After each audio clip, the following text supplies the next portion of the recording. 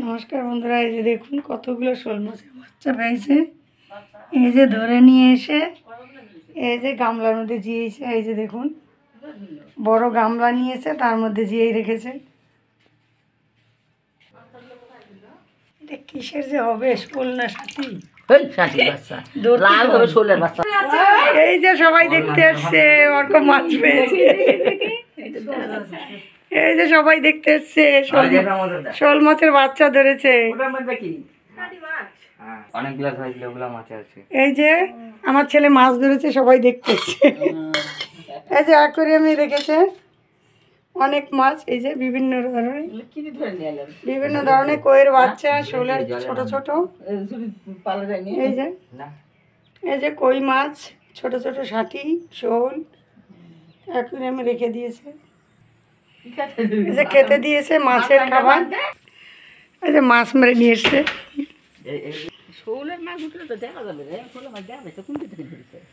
এই যে এখান থেকে ধরেছে, এই যে জলের ভিতর থেকে ধরেছে।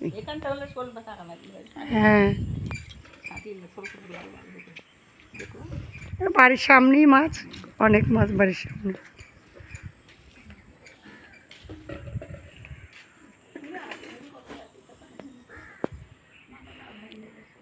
হ্যাঁ,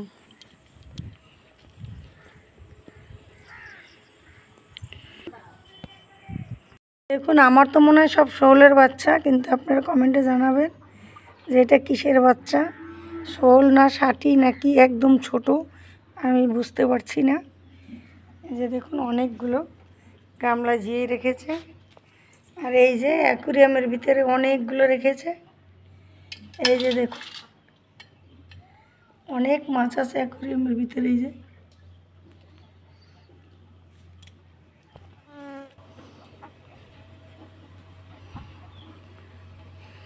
এই জলের এখানেই পেয়েছে মাছগুলো। ভালো লাগলে লাইক করবেন, কমেন্ট করবেন, শেয়ার করবেন, সাবস্ক্রাইব করবেন।